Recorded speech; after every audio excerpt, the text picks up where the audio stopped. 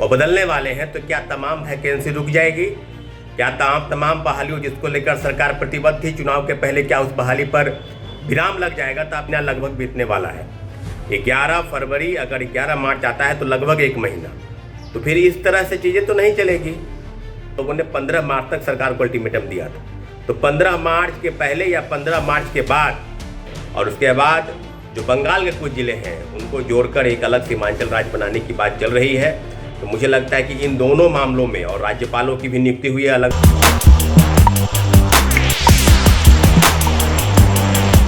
नमस्ते, नमस्कार साथियों।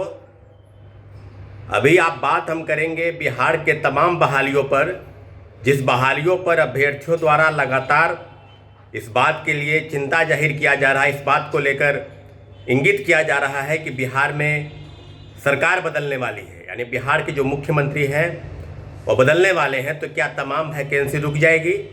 क्या तमाम बहालियों जिसको लेकर सरकार प्रतिबद्ध थी चुनाव के पहले, क्या उस बहाली पर विराम लग जाएगा? तो आपको बता दें कि इस तरह की गलतफहमी में अभ्यर्थियों के जो डायलेमा में फंसाकर लोगों ने रखा है, तरह तरह के से कमेंट कराकर तमाम चैनलों, यूट्यूब चैनलों और कुछ ऐसे छोटे मोटे पत्रकार या शिक्षक हैं जो अभ्यर्थियों को इस तरह के डायलेमा में फंसाकर, उनसे अलग अलग प्रकार के अफवाह में फंसाकर उनके जीवन को बर्बाद करने में तुले हैं। तो ऐसे लोगों से हम बार बार आग्रह करें कि ऐसे लोगों से दूर रहिए, बिल्कुल नहीं। और आपको बता दें कि शिक्षक बहाली के चौथे चरण को लेकर बीपीएससी ने जो प्रेस रिलीज जारी किया था, उस प्रेस रिलीज पर अभी तक छात्रों अभ्यर्थियों को इंतजार करना चाहिए। हम लोग भी इंतजार कर रहे हैं कि जल्द से जल्द बीपीएससी अपने कथनानुसार, जब पिछला प्रोटेस्ट हुआ था 9 फरवरी को, उसके बाद 11 फरवरी को बीपीएससी ने प्रेस रिलीज जारी किया और कहा कि जल्द से जल्द जो है हम TRE-4 का विज्ञापन जारी करेंगे। लेकिन अब 1 महीना लगभग बीतने वाला है। 11 फरवरी, अगर 11 मार्च आता है तो लगभग 1 महीना। तो फिर इस तरह से चीज़ें तो नहीं चलेगी कि बार बार अभ्यर्थियों को आंदोलन के लिए विवश होना पड़ेगा।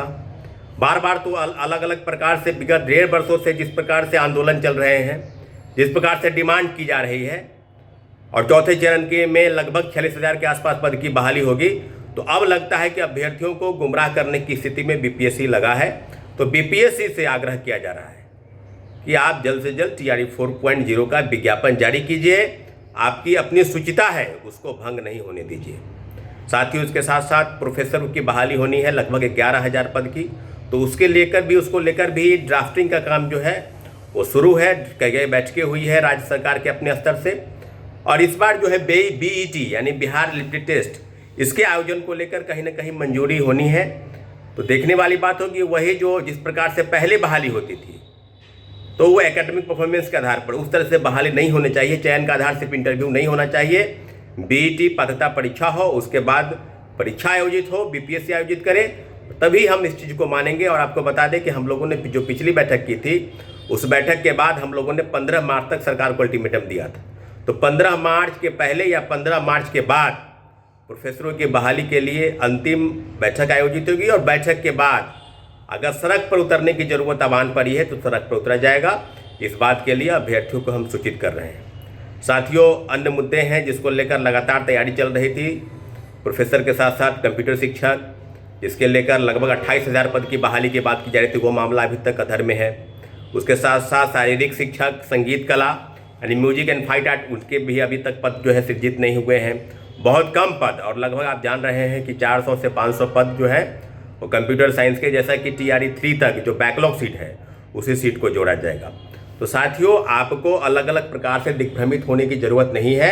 चौथे फेज की बहाली पर सरकार द्वारा किए गए निर्णयों पर हम सभी अभ्यर्थी विश्वास करते हैं। पूरा भरोसा है कि बीपीएससी जल्द से जल्द TRE 4.0 के विज्ञापन जारी करेगी। साथियों, आपको बता दें कि आने वाले समय में जिस प्रकार से बिहार के राजनीतिक घटनाक्रम बदल रही है, मुख्यमंत्री बदलने वाले, इसके साथ साथ बिहार का जो भौगोलिक परिवर्तन है वो भी होने वाला है। एक अन्य राज्य जिसका नाम सीमांचल होगा, बिहार के कुछ जिले, कटिहार, पूर्णिया, अररिया, फारबिसगंज आदि जिले, और उसके बाद जो बंगाल के कुछ जिले हैं उनको जोड़कर एक अलग सीमांचल राज्य बनाने की बात चल रही है। तो मुझे लगता है कि इन दोनों मामलों में, और राज्यपालों की भी नियुक्ति हुई है अलग अलग प्रकार से। पूर्व राज्यपाल यहाँ हटाए गए हैं, नए राज्यपाल आए हैं। अब अलग अलग प्रकार से मुख्यमंत्री इस्तीफा कब देंगे, मुख्यमंत्री सदन का विधि व्यवस्था कैसे सुदृढ़ होगी, सदन कैसे चलेगा, इन सब विषयों के अलावा बिहार में नए सरकार के गठन को लेकर जिस प्रकार से चीज़ें चल रही है, इस पर ध्यान आकृष्ट कराने की ज़रूरत है। बिहार में एनडीए की सरकार बनने वाली है, दोबारा बनी, और उसके बाद अब नए मुख्यमंत्री भारतीय जनता पार्टी का होगा, जेडीयू से कौन होगा, मंत्रिमंडल में कौन कौन लोग को कौन कौन पोर्टफोलियो मिलेगा। तो ये सब चीज़ों पर सरकार के साम बहाली जो है रुकी हुई है, क्योंकि जैसे ही सत्ता परिवर्तन होगा, मुख्यमंत्री की कुर्सी पर दूसरे लोग विराजमान होंगे, तो आगे के निर्णय, आगे की बहाली, आगे के जितने भी पदस्थापन के काम हैं या सरकार द्वारा किए गए नियुक्तियों पर लगभग 5 साल में जो सरकार का निर्णय था 25 से 30, लगभग हम 5 लोगों 1 करोड़ सरकारी नौकरी और रोजगार, और जिसमें लगभग 25 लाख सरकारी नौकरी की बात जो है सरकार अपने स्तर से कर रही थी, उस मामलों पर क्या विराम लग जाएगा? तो बिल्कुल नहीं। TRE 4.0 के विज्ञापन जल्द जारी होंगे। इसके साथ साथ लाइब्रेरी साइंस की बहाली, कंप्यूटर साइंस, शारीरिक शिक्षक, म्यूजिक, फाइन आर्ट, इन सब बहालियों पर सरकार प्रतिबद्धता दिखाए, नहीं तो छात्रों अभ्यर्थियों द्वारा चाहे किसी का भी सरकार हो, कोई भी मुख्यमंत्री बने, अपनी मांग को लेकर यथाचित हर समय अपनी लड़ाई को लिए हम लोग जारी रखेंगे। साथियों, बहुत बहुत धन्यवाद।